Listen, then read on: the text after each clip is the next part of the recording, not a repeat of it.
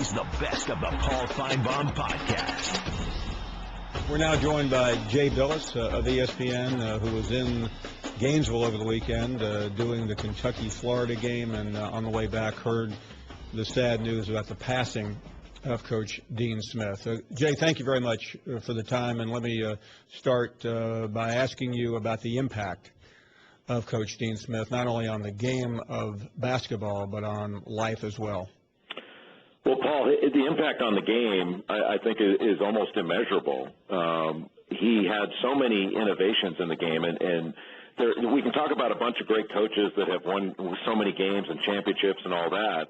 But Dean Smith on the court, there are so many things you can tick off about, his scramble defense, run and jump, what he did with his freelance offense, and the secondary break, and he had this people talk often about the four corners. Dean Smith didn't come up with the four corners on his own, but he popularized it and basically made it into his own, that nobody else did it quite like he did. And really, that four corners was what led to the shot clock. And I was told that Coach Smith wanted the shot clock, and that's one of the reasons that he used the four corners was, at that time, he was such a dominant figure that if he was for it, other people might have been against it. But he was brilliant on the court and as a teacher. And I think John Wooden once remarked that the best teacher of the game ever, in his judgment, was Dean Smith. And after having played against his teams and been a graduate assistant on a staff that prepared against his teams, I would certainly not be in any position to argue with Coach Wooden in that. I think he was right. And it's interesting because you played for Mike Krzyzewski at the beginning of his career at Duke, and now we reflect back, and everyone has just been through the 1,000th victory. But at that point in time, what was it like to compete? And obviously Duke had great success as well, but still that dominating figure down the road still had to loom over everything you were doing, both as a player and later as a coach. At that time, Paul, in the early to mid-'80s, North Carolina was the gold standard, not only in the ACC but nationally. And if you could be competitive with North Carolina, you could beat anybody. But they had essentially their boot on the neck of the rest of the league for so long that any time you could compete and beat them, it was a huge deal. And I think there were a lot of people at that time that because Coach Smith was so revered and they won so much, for 30-some years they've never finished lower than third in the league, and we're always winning the ACC or winning the ACC tournament championship, things like that, that people got a little bit resentful of almost his deification. And I think a lot of people felt like, hey, we do it pretty well too, here too. It's not like we're running some insane asylum here. We got good guys and that kind of thing. And I think once, Coach K was when he was in the early years and trying to build the program up, there were things that would annoy that Coach Smith and his program might do or champion that would annoy the rest of the league. But I think as Coach K became on that same level of excellence and winning and consistently winning and being on that level, I think he came to understand that something that may have annoyed him a little bit at first, he goes, there was a reason for that. He was smart. That was the right thing to do. And I think Coach K does a lot of those things with his program, maybe not in exactly the same style, but because it was the right thing to do. And I think he gained a greater understanding and appreciation for some of the things that Coach Smith did because of that. What was that relationship like? I mean, certainly there was a great difference in age, although the difference in miles was pretty small. Earlier in Coach K's career versus not the end of Dean Smith's career, but certainly the middle to latter stages. I think they were friendly at events. Always respect and admiration on the part of Coach K for Coach Smith, and I believe it was reciprocated. But I wouldn't call them friends. I don't think, Paul, that the head coach at North Carolina and the head coach at Duke can be buddy-buddy. I don't. And Coach K doesn't play golf, and that's something that Coach Smith did a lot of. And so, I think Jim Boeheim and P.J. Carlissimo, both of whom are really good friends with Coach K, were better friends with Coach Smith, not just because they weren't in the ACC, but because they played golf with him on Nike trips or things like that. Coach Hay is not a golfer, never has been, I don't think ever will be. So that was one area where they wouldn't have spent time together, where the other coaches would with Coach Smith. But honestly, I don't think that the head coach at Carolina and the head coach at Duke will ever go to each other's birthday parties. I just don't think that's in the cards. No, I think that we can understand that. Let me ask you about perhaps the more important legacy or most important legacy of Dean Smith. I mean, when you see the President of the United States issue a statement, I think that shows everyone this is about more than just a great basketball coach. The impact he had on race and helping to open the door in what had previously been a very solid South in segregation was significant. You know the story. You lived it as a player, not during that time, but later as a student of history and later a lawyer. What legacy do you think Dean Smith left the most on the social front? I think especially in this state and this area of the country, Dean Smith is beyond respected and admired for the stances that he took publicly on issues of social justice. And I don't know how many coaches we say that about, but Dean Smith would be on the highest level of coaches and public figures that have staked out a position on issues of social justice, whether it's integrating the league back in the 60s and stepping forward as a positive voice and throwing all of his influence behind that. And I've even read in the past of Dean Smith, he was against the death penalty. He was a death penalty opponent. And standing up and telling the governor of the state of North Carolina, you're a murderer, I'm a murderer, we're all murderers because of this death penalty. And, you know, when you think of the courage that it takes to do something like that, I don't know many people that do or would, especially that are in positions of being a public figure like that. And I think when I've talked to – I have a bunch of friends that played basketball in North Carolina. I'm very fortunate and privileged in that regard. And when we all talk about our mentors, and, you know, mine, Coach K, and theirs, Coach Smith, and the reverence with which they speak of him is really incredible. I can't really put it into words. In the stories that they tell, very few of which were about basketball. And you know football better than anybody, but this is like a Bear Bryant type situation here. When Coach Bryant passed the state of Alabama, it touched that state and everybody in it in a profound way. And I feel that it's the same way here in North Carolina with regard to Coach Smith. No doubt, and I do think it's so interesting, Jay, that it was just 2 weeks ago that your coach and friend and mentor Mike Krzyzewski passed that incredible milestone of 1,000 wins, and to think that 2 weeks later we're reflecting on another coach of equal or higher standard. You hate to – it's hard to even imagine anyone above Mike Krzyzewski's stature, and I'm not asking you to vote here, having played for one and respected the other, but there are just so few people. You mentioned Mount Rushmore. There are obviously not a lot of spots on Mount Rushmore. Yeah, and I think they would both be on it, along with Coach Wooden and I think Bob Knight. But in this state, you know, this is a light blue state, and I didn't realize until I was probably a junior or senior in college that how much of a University of North Carolina state this is. That for every 10 people you meet here, 8 of them wear light blue. And, you know, having gone to Duke, people could take the stance of saying, well, you know, how difficult is that for you?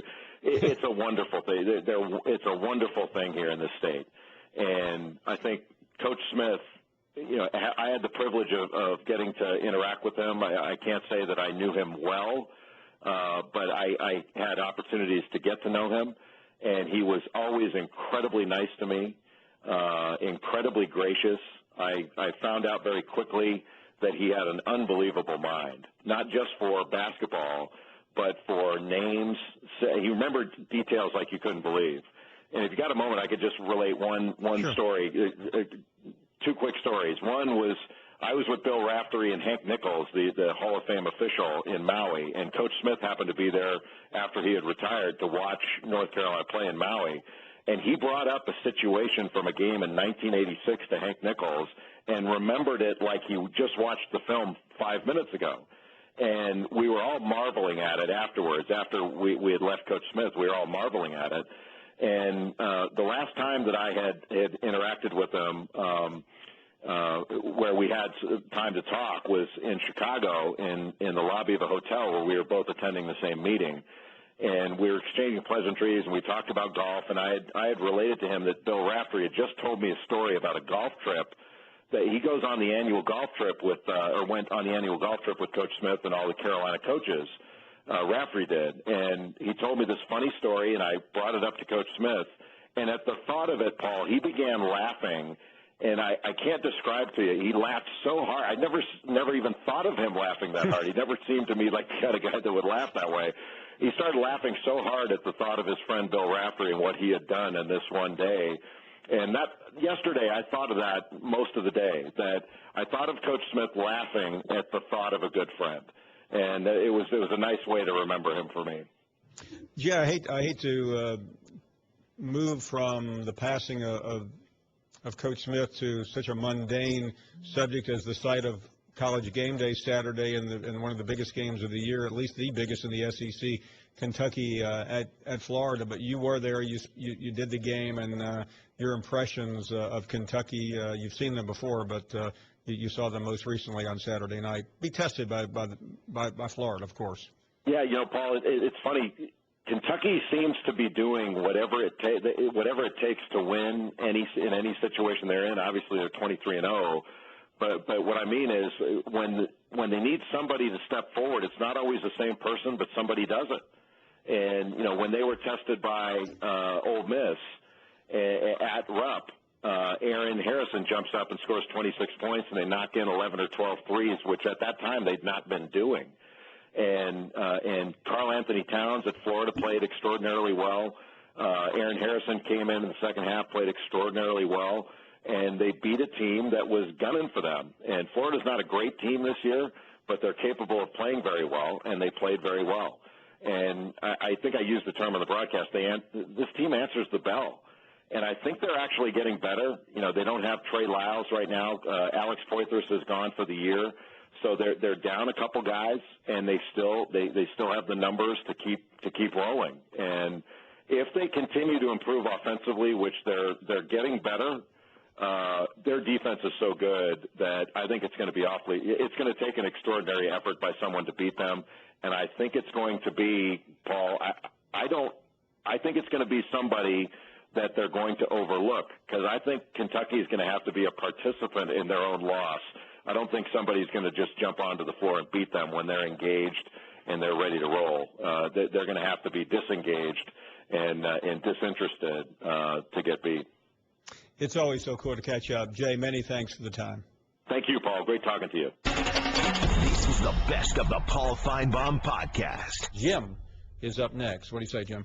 Well, that I just fell out of my chair a while ago when you said, well, it's just a figure of speech, but I almost fell out of it because I couldn't believe it when you said, who was it, Bilas left off maybe the greatest coach? Well, he's got to be close to equal to Wooden, and that's Adolph Rupp, as you said. Yeah. I mean, well, I think Wooden won 10 out of 12 national championships over a stretch. I mean, Rupp won a number of them, and I happen to. I mean, there's no doubt in my mind Wooden is number 2. But listen, Jay Bilas knows more about basketball than I'll ever attempt to know. But I'll give him a pass on that. I won't. Okay. I mean, that's just ludicrous, and I don't care who he is or what he's about. He doesn't know much more about sports than I do. I guarantee you that. Well, I will say this to you, Jim, and you probably know where I'm going here. There are some people who do not want to recognize Adolph Rupp because of. Just like you don't want to recognize Alabama or Bear Bryant. Well, true. Because of some of this, and I understand it. I've read biographies of him, and there's a tug of war, but he'll be he's on my Mount Rushmore without even a blink of an eye. Well, you nailed it. That was part of the reason I listened to your show continuously, because you nailed it on that. I mean, great, what do you call that? A great catch. or whatever you call what you Well, did. listen, first of all, it was Jay Bilas' list. It wasn't mine, so he's entitled. I know, but you caught the lapse that he had there. Well, he must have a lapse in his brain. Well, I mean, I really can't believe he did that without even thinking about it. I mean, I don't know if you know. He maybe just overlooked him. You know, he could overlook listen, Jay Bilas understands the sport. He played the sport. Yeah. I think it was an oversight. I think he was thinking Mike Krzyzewski. I think he was thinking of Coach Smith. And Bob Knight, by the way, is not a bad suggestion. Yeah, well, he wouldn't be above. That's one guy I guarantee he wouldn't be above Coach Rupp. No, that man. In my mind, there's only one possibility. You have to start with John Wooden. I think he's the greatest coach of all time, almost, and maybe in any sport. And Rupp is real close, if not equal. Rupp is in the running. I will say that. Yeah, right there, real close, if not equal. But you know, by the way, and you know why, Jim? Any coach who could run off a football coach there because he was tired of being in the basketball coach's shadow, and that football coach just happens to turn out to be the greatest coach in college football history in Paul Bryant. Well, you know, you're right. But even when he passed away, and I was pretty young, but I'll tell you something. I didn't like the glorification. You know, there's a Bible verse that says they worship the creature more than the Creator, and that scares me, Paul. But that's all I'll say about that. Well, Jim, let me say this about Coach Bryant's death, though, and I lived it. You know that. You've heard me talk about it. Yeah. I think it was genuine feelings. I mean, I remember driving down that interstate that cold Friday morning, and people that took off for lunch or whatever from the steel mills in Bessemer or the plants along the way in Hueytown or all the way into Birmingham, they were doing it because they felt it in their heart. This wasn't about I agree. The deification of someone. I mean, Bear Bryant was a real man. He wasn't inflated. But still, I think you can go. In fact, I know you can go too far with it sometimes. You can. Some people do, as you well know. I know you know that. But let me go on to what I'm going to mention to you. Okay. Tiger's toast, Paul. And I didn't realize until I heard there was a great call on the morning show out of Birmingham, as you well know, the guys that run the show or own the show. And this guy brought up the point that he thought that, without a doubt now, that Tiger was on steroids. Now, I don't know if he's on steroids. I never considered he was on steroids. Never considered. I thought he was too much of a purist. But when he started getting muscle bound and and then falling off like he's falling off, I asked the question, Paul, what he was doing or what he's been doing, and I'll tell you right now, he'll never win another major. I'm questioning if he can win another golf tournament. But he has gone down and gone out. Okay, well, that's fair. Listen, I'm not a betting man. Put me down for one more green jacket. I can't tell you when it will be. It won't be this year, I promise you that. But I think Tiger has a Nicklaus run at 46 in his DNA. But you're right. For the most part, I think his career is coming to an end. And what do you think about the question of steroids in his life? I'm not. Listen, I don't duck questions unless people are asking me about former girlfriends of mine. But I have no earthly idea, Jim. I really don't. I don't have any idea either, Paul. But I know this, and I told Jay, and I've told you before on the show. Played too much golf. I might have played more golf than I played anything, and that's hard to imagine with all the baseball and football and pool and golf that I played. But I'm telling you, I played a lot of golf, and I can tell you without a doubt, when I pumped up, I couldn't play. It cost me about 6 or 7 shots while I stayed pumped up. This is the best of the Paul Finebaum podcast. We're happy to be joined by Marty Smith, who is in Chapel Hill today on a rainy, gray, grim Monday in the state of North Carolina for reasons that have nothing to do with the weather. Marty joining us. And, Marty, thanks for the time. Seems like a couple of days ago we were talking about happy things like recruiting and national championships in football. Today it's sadness in basketball. What's the scene? It is, and it is sad, Paul. Good afternoon, everybody listening. Good afternoon to you, Paul, and your staff there. I had occasion a couple hours ago to interview Coach Williams, Roy Williams, and he just looked completely heartbroken. His entire posture, his facial expression, his responses to the question I posed him were just heartbroken in tone and in delivery, and that really speaks to the general tone of the school. You may have heard more than 100 current students showed up last evening at a candlelight vigil that they held just outside the Smith Center there. And a lot of those kids weren't even born when Coach Smith was coaching. So that tells you that his presence in Chapel Hill endures and will continue to endure forever. And it is. There's just an overwhelming sense of sadness today. And that's something I wanted to ask you about, because these students on campus, many were not born when he last coached. And sometimes you wonder, Marty, about someone you see in newsreels, you see them on documentaries, but those young students on that famous campus, talk a little bit about what you're hearing from them and what they even know about Coach Smith.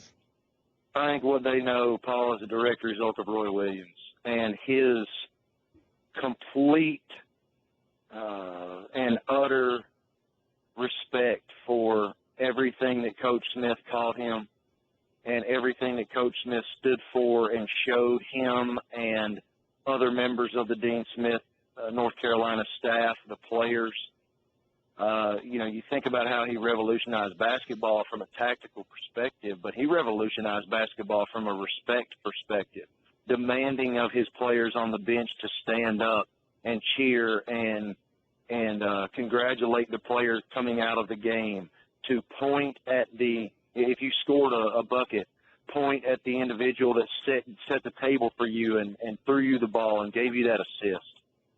To be selfless in every capacity was not only the way that he taught, but it's the way he lived. And, the enduring part of him is multifaceted. You can't pinpoint his legacy because it is so multifaceted. Think about the guts, Paul, that it took in the South to put Charlie Scott on the basketball floor and on the basketball team back when he did that. You think about how staunch he was in terms of demanding equality among peoples, among different sects of society, and how in the era that he made those staunch decisions, that wasn't always the popular opinion. But he always stood for what was just and right and empathetic and fair, and he instilled that and demanded that of his staff. And the face of those staffs now is Roy Williams. And Roy Williams is the biggest star in North Carolina now. So when you think about how encompassing that legacy is, those kids that are in North Carolina now still have a direct pipeline to that through the man they now look at as the patriarch of North Carolina basketball. So they're going to have that in them, even though they didn't see him compete and win those 879 games. And Marty, you just said something, because Roy Williams is now that he is the head of the family, so to speak, not to turn this into something that it's not. And I've never heard him refer to Dean Smith as anything other than Coach Smith, which is the ultimate compliment. But you talk about a family. There's Michael Jordan as the most famous player, and then that list goes very long. But the coaching tree, it's endless. Larry Brown, who isn't exactly young, speaks in the same reverence, and the coaching list just goes on and on and on. And not only that, Paul, that's one of the things that I posed to Coach Williams a bit ago here, was, what's the one thing you want people to know about Dean Smith that they may not know? And he said, in today's world, with all of the volumes of knowledge that are at our disposal, at our fingertips, there's a lot that's known of him. But the one thing that people may not really pay that close attention to, and some people consider hokey, is the family aspect, that the players bleed Carolina blue and pay the program back. And he actually used the word jealous, he being Roy Williams. The reason that they consider that hokey is because they're jealous of that, and they're jealous of what Coach Smith built. And he actually said to me those very words, I'm now the face of that. And you could sense how uncomfortable he is, that he would even be in the same sentence with Dean Smith. And that's exacerbated by Coach Smith's passing. Obviously, he's won a couple of national championships. He's in a conversation among, in that hierarchy of basketball coaches, and certainly in North Carolina. But, I think this is my inference. He did not say this to me, but I think the weight of having to be the face of it now that Coach Smith has passed on, and people are going to look to him for answers, that's a lot of weight, man. No, it is. I think something that's been overlooked in all this is the fact that he was the coach of the Olympic team in 1976, and some people will say, well, why was that such a big deal? It was such a big deal because of what happened in 1972 when the U.S. was robbed of the medal game, the gold medal game against the Russians. Yeah, and that was a very tense approach, and of course those games being in Montreal. Finally, Marty, and I realize neither one of us were around in North Carolina during that time, but to me, and it's been mentioned many times before already today, and you mentioned Charlie Scott, but I just wonder, how difficult that must have been to take that stand. I know Coach Smith always said later that it wasn't difficult; it was the right thing to do. But anyone who studied the 60s knows how difficult it was. Well, there's no question. And it takes – I can't imagine the amount of fortitude it took to take that stance, because the easy way out was the other way out. And the right way and, the just and empathetic and revolutionary way and the damn hard way was to look at a young man and completely disregard anything but the person and the player, and wanting to help the person and the player, no matter religion, creed, color, any of that. It was about making a life for a young man that you believe in. And in a climate where so few people had that level of guts. And that is, I'm about to be 39. And I grew up watching him coach. I grew up 20 miles west of Blacksburg, Virginia, on Tobacco Road. And when I was a kid, I saw the coach. I saw what he did with King Rice and J.R. Reed and all those guys in the late 80s. But now that I'm an older person and I've enveloped myself in this story, I am floored with the man and what he stood for and what he did. So, gracious, what a loss, and my condolences to Coach Williams and everybody in that Tar Heel family, because it's quite a dynamic loss. Marty, thank you for the time as always. We really appreciate it.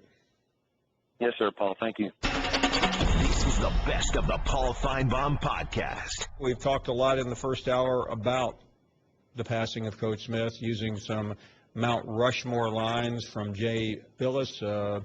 We'll eventually move on to an SEC Mount Rushmore of basketball coaches. Certainly, you would have to start with Coach Rupp.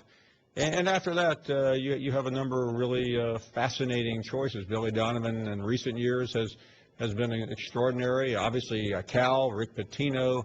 You have Nolan Richardson. Dale Brown would have to be on anyone's list. That's if you stay in the last couple of decades. If you could go back in time and develop it even more. But it's a big list of coaches. But it begins with Adolph Rupp at the University of Kentucky, and pretty much the University of Kentucky could fill the list up if you really wanted to. John is next in Kentucky, and John, thank you for the phone call. Good afternoon. Thank you for answering the call. I heard you mention to Jim earlier about Adolph Rupp maybe running Bear Bryant out of Lexington. I don't think that's the way it happened. No. And, John, let me correct myself before. I was joking about that. The story, and I'll let you tell it, but the story that Bryant used to tell is that I think he won the SEC, went same year as Rupp, and at the banquet, Rupp got a new car, and they gave Bryant a cigarette lighter.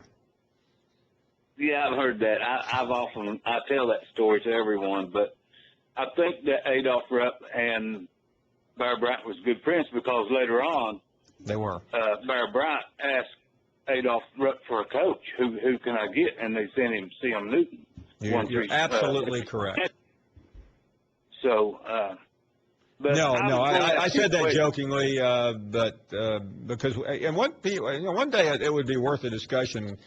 But what Coach Bryant did at Kentucky in football was unbelievable. I mean, it's no one's come close. Right, exactly. If Adolph Rupp had went to Alabama and Bear Bryant had stayed at Kentucky, would you be a Kentucky fan or an Alabama fan? I'd be both. All right, thanks for having me. Thank you. Listen, I mean, I don't know how you can't be a Kentucky fan from a distance. I'm not talking about a fan that sits in the student section. But Kentucky basketball has always been the gold standard in the SEC. And I've often wondered. This is the question. This is the way I try to pose the question. If you're the number one player in the country in basketball, or you're the number one player in the country in football, where do you go? And Kentucky would be on anyone's list in basketball, just like Alabama would probably be on anyone's list in football. I'm not saying you would go there. Sometimes family ties matter, the geography matters, playing time and situational things matter, but at least in the SEC, those have always been the two standard bearers. Rick is next in Los Angeles. Rick, good afternoon. Good afternoon. Thank you, Paul. Hello, John. Yes, my condolences to Coach Smith's family and to the family of Carolina. My heart goes out. I've grown up, of course, being fortunate to have Coach Wooden, but watching Coach Smith is one of the coaches out there I can honestly say that I admired his program because of fundamentals. His young men were fundamentally sound. When they left the program, Carolina men in general, when you hear what they've done with their lives or talk with, are fundamentally sound. They were prepared. And he was, I felt, a teacher for people to go on to that next level. So he definitely is a coach and a person that my hat goes off. I revere. And one thing about you're in this conversation, the thing I admire, even though I'm a Los Angeles guy, but across the nation, I love sports in general, as I said a million times. Coach Bryant, Coach Smith, why I revere them so much, because it may have been late, whatever the other people want to say. I saw the ice break. I saw the integration. And it took these powerful men to make that move that moved the conferences forward. And that's why, to me, they are icons, because it took a powerful person to make a stand, move it, and then you watch the rest follow. And to me, Coach Bryant, Coach Smith are the few on my list that I look upon, and I do say they are iconic. No doubt. Hey, thank you, Rick. Really appreciate your time. And Travis is next in Dallas, Texas. Hey, Travis. Hi, Paul. Thanks for taking my call. Thank you. I just wanted to make a comment about you put Mr. Rupp in front of Dean Smith, and I just wanted to reiterate basically what the last caller said about Dean Smith's legacy, his icon. And he put, if you think about the players that he coached as well as the coaches that went on to coach underneath him, I just find a hard time believing that Mr. Rupp would be above Mr. Smith. And your thoughts on that? Well, listen,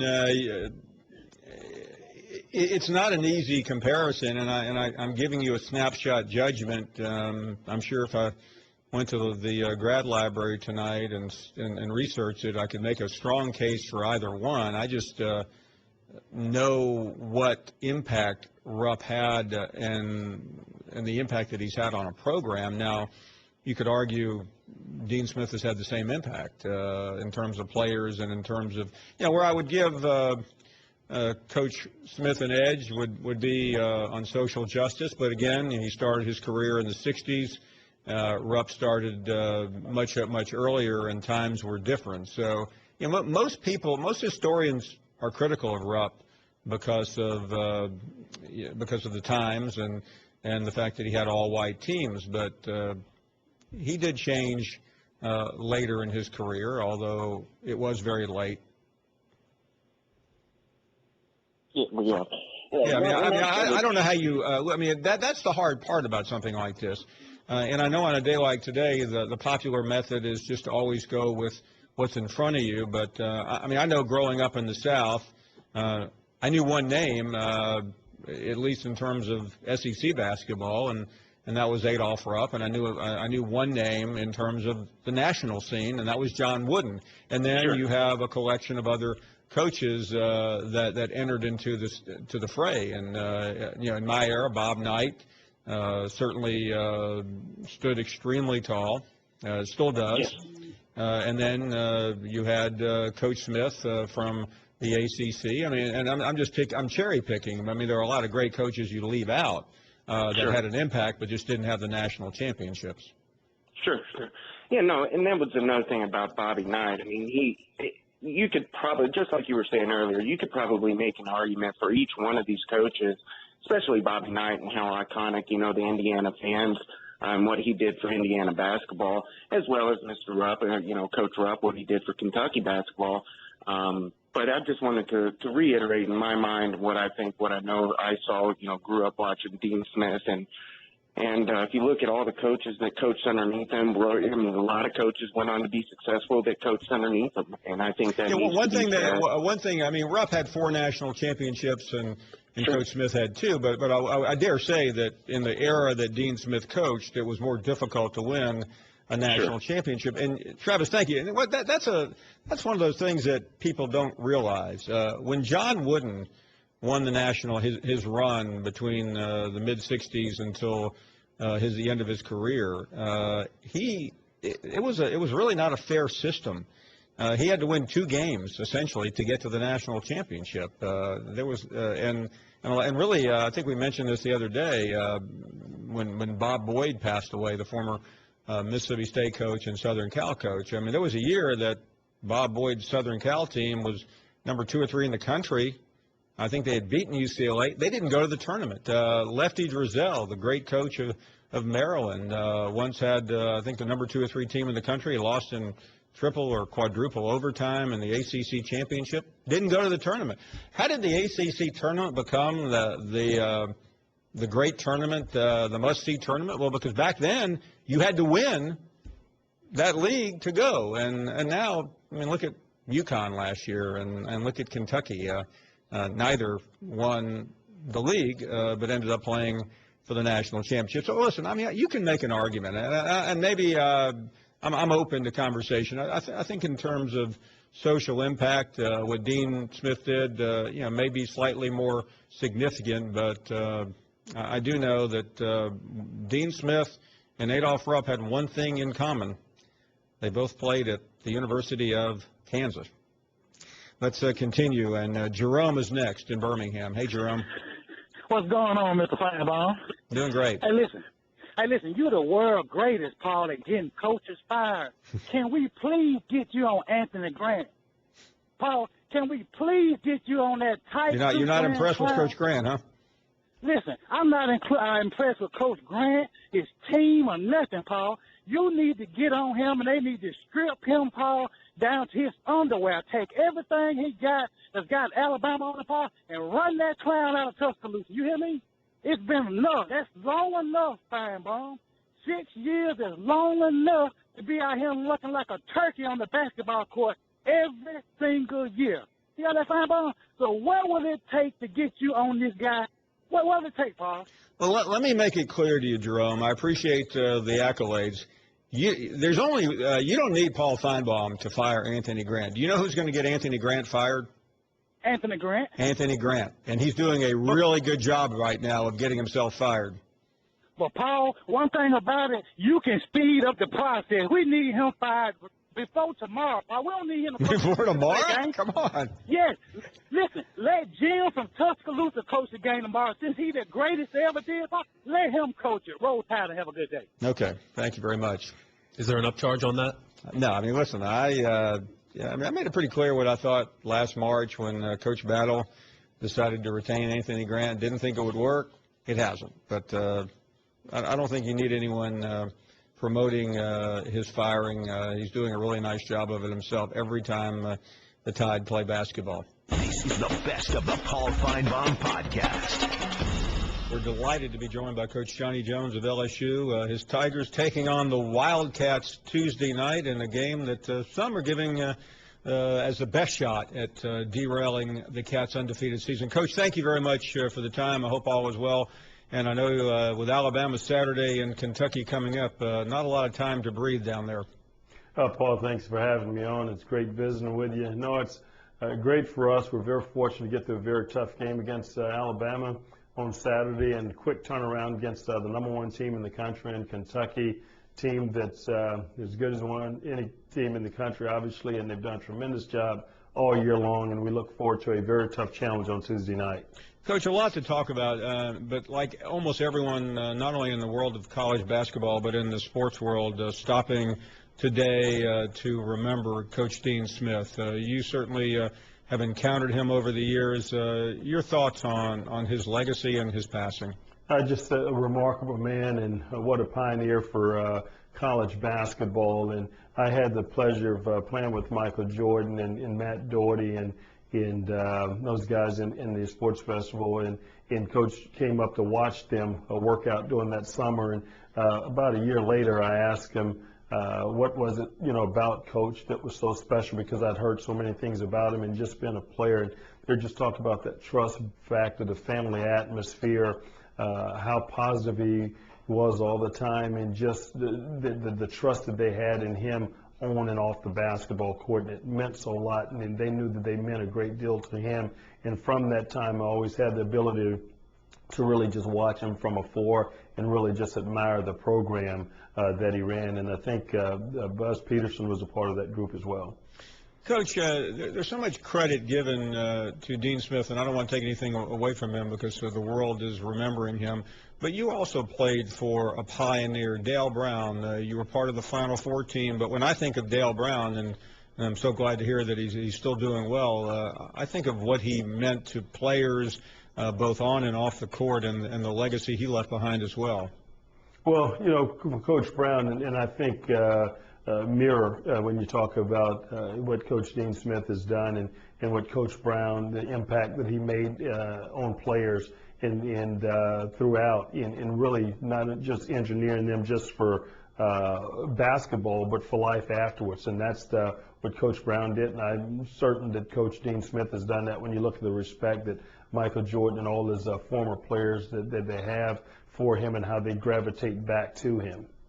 Coach, in deference to you and your team, I'm trying to think of anything to talk about other than the game against Kentucky. But I do want to get to that. We were chatting about that famous Kentucky run during 77 and 78. They were undefeated, a run similar to the one they're on now, and they ended up getting to Tuscaloosa and lost there, and then had quite a battle against the LSU Tigers and your old coach, Dale Brown. I know you remember that scene pretty well as well. Oh, absolutely. Coach Brown, I actually got off the phone with him about 30 minutes ago, and he reminded me back in 1977-78 how all 5 of his starters fouled out of the game. Kentucky was number 1, and they wind up here in Baton Rouge, wind up knocking off the number 1 team in the country, and Kentucky eventually went on to win the national championship. So I just told them I hope we have some experience like that, but I'm hopeful that we don't lose all 5 of our starters. Yeah, with all due respect, Coach, I've seen your last 2 games. You don't need to lose all 5 starters. It would certainly be a challenge keeping all 5 of you guys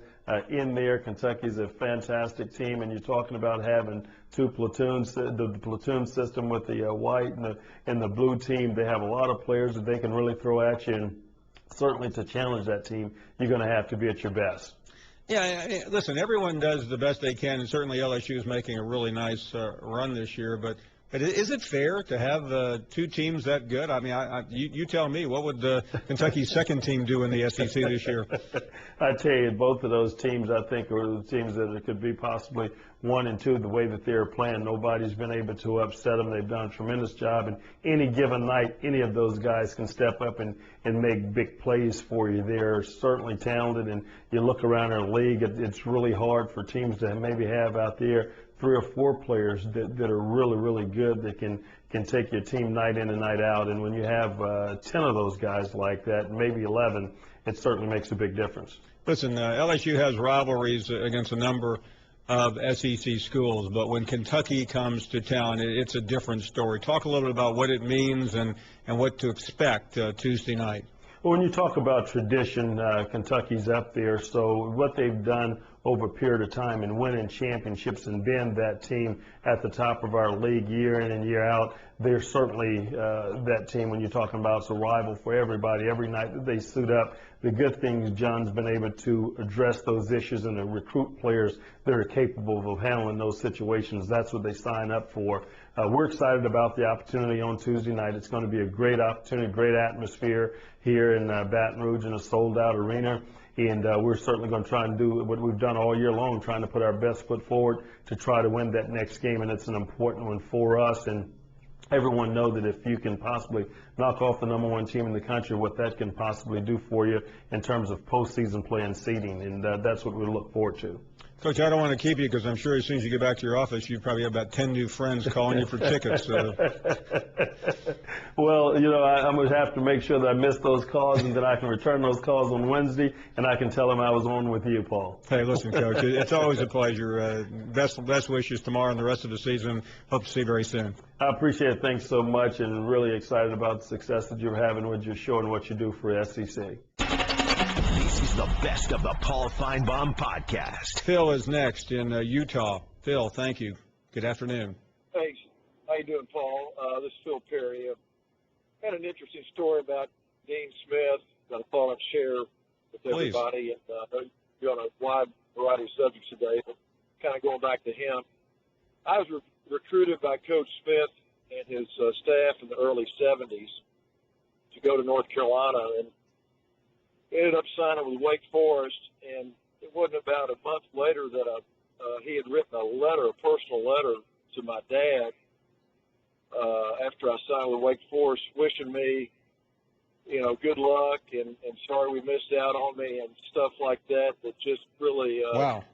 I think capsulizes the essence of this guy more than anything. That he would take the time out to write my dad, and I still have this letter. Obviously, it's framed on my wall in my tent today, but it just it kind of goes back that we're talking about a lot of different personalities, and I think you know, Coach Smith took some stuff from Rupp. I think Rupp probably took some stuff from Wooten and vice versa, and Knight took some stuff from Dean Smith and Rupp, and of course we know about the Coach K and Knight connection. I think all these coaches were stepping stones to kind of where we are today.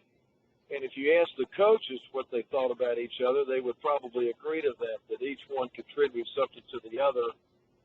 And to kind of get away from sort of trying to standardize where they fit in, the Mount Rushmores, the Supreme Courts, or stuff like that, I think it's best to say that, you know, they all learn from each other, and that's what coaching's about.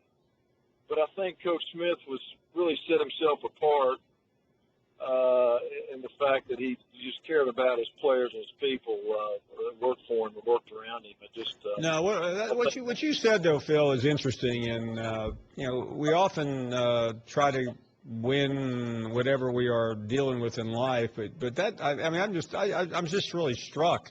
He didn't have to ever speak to you again, but I'm sure that letter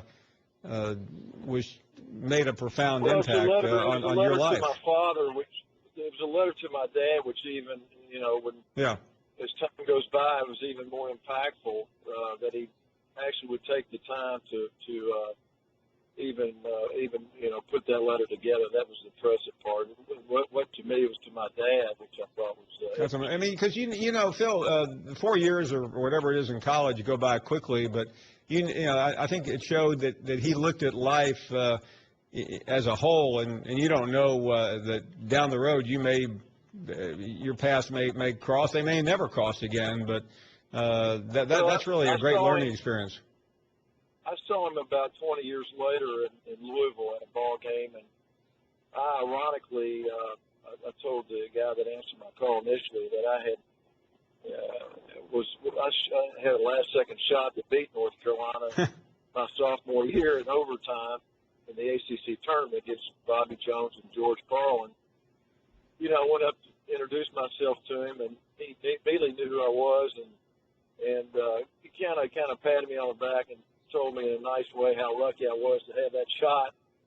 You know, he was just I just think that the gentleman's side and the patriarchal side that he started in '61 when he was head coach, it's not something he began, you know, later on in his career. He started out with this foundation that obviously that Coach K emulated. And, you know, Bobby Knight, I think, despite the volatile side of him, you know, has done more good things than bad, but most fans don't know that. But he had that family atmosphere with his players and that connection.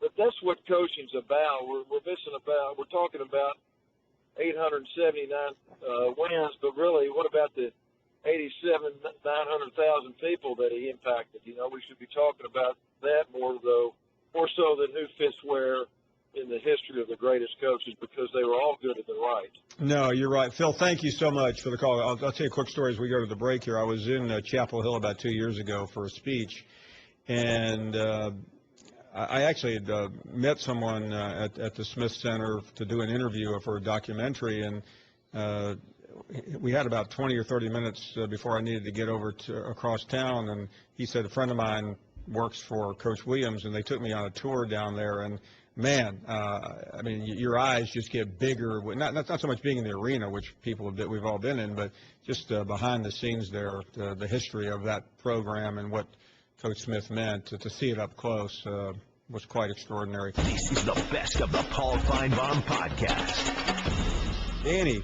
is up next in Tennessee. Good evening, Danny.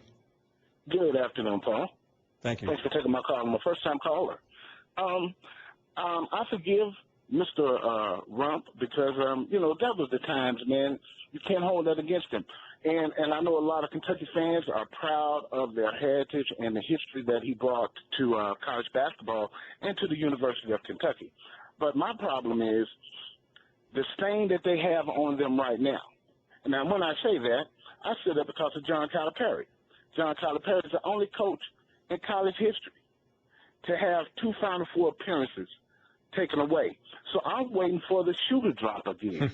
When will something else happen, Paul? Because there's no way that anyone can tell me that John Calipari can continue to recruit the players that he has and that there'll not be any kind of improprieties because he has a history. Now, I understand Kentucky fans being happy and just ecstatic at the fact let me say one thing, Danny. Just because, I mean, your point is correct.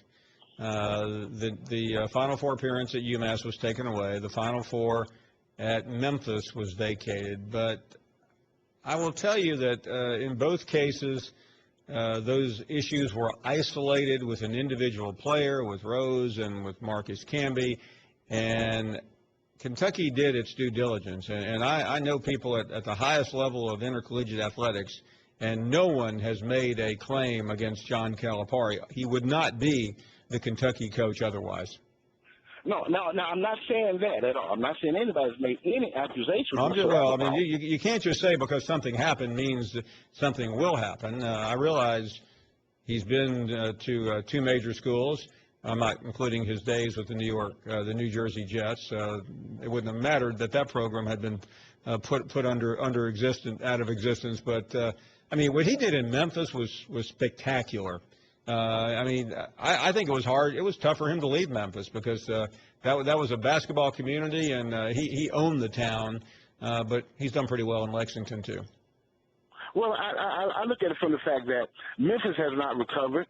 UMass has not recovered from well, you're right. I mean, you are correct. I mean, Memphis at some point will recover. They may not have made the best choice after Cal, but again, you make decisions based on the available personnel. But there was no way to replace Calipari. UMass was about 1 player. I mean, that's pretty well. We know that. Okay. Well, Paul, I thank you for taking my call. But now I am going to say this before I hang up. I am waiting for the shoe to drop. Thank you, Paul. By the way, you're not the only one. There are a lot of people wishing and hoping for that shoe to drop. But I will tell you, I don't think that shoe is ever going to drop on Cal at Kentucky. This is the best of the Paul Finebaum podcast. Aaron is in Louisville. Aaron, thank you. Good afternoon. Good evening. Yes, Paul, I just want to speak for a second about all the Kentucky hate that's going on out here in the nation today. I mean, I understand that there's a stigma attached to Rupp with far as the racial issue goes. And me being African American, living in Louisville, Kentucky, I've listened to this my whole life. Mm-hmm. But nobody talks about Governor Wallace standing at the doors of the University of Alabama. That's part of Alabama's history. Sure is. And that's part of the history of the South. And people in Alabama take pride in Alabama, and why African Americans in Kentucky and Louisville shouldn't take pride in the state that we're from is ridiculous. And there's always going to be a lot of Kentucky hate. Now I respect North Carolina, Duke, premier programs around the nation because they expect to win a championship every year. And at University of Kentucky, that's what the fans expect. We don't expect to get one every year, but when our coach starts the season off, his goal should be to win a national championship. Nothing less. Now, all these guys out there, you can hate as much as you want to. You can think Cal is going to take us down or whatever. Nothing's ever been attached to Cal. And all Cal does every single year is go into the houses of the best basketball players in America and promise them one thing. If you do right, 8 years from now, you can be in the 8 months from now, you can be in the NBA earning a check, supporting your family. And that's all. He's not lying to people. He don't have to promise you anything. He's making it come true every year, 14 first-round picks. What's that to be argued with? That's all I want to say to you, Paul. Thank you very much for having me on your show. And Big Blue Nation will always go on. Thank you, Go Aaron. Big Blue. Go Big Blue. I'm with you on that. Thank you so much. Anthony is in Corbin, Kentucky on this Monday night. Yes, sir. How are you? Well, I'm good. I get aggravated just like the last caller did when you have somebody that doesn't have a brain in their head comes on and their ultimate goal is to get Calipari in trouble. We don't have to cheat in Kentucky. Alabama doesn't have to cheat as far as football players. We can get anybody we want. We don't have to cheat. People are waiting in line to come to Kentucky. So it really upsets me to see people that don't have anything better to do with their time than to show their dadgum ignorance. Thank you very much, Anthony. I agree with you, and I just, haters can hate. Thank you for listening to the best of the Paul Finebaum podcast. Tune into the Paul Finebaum Show every day from 3 to 7 Eastern on the SEC Network or on the ESPN Radio app.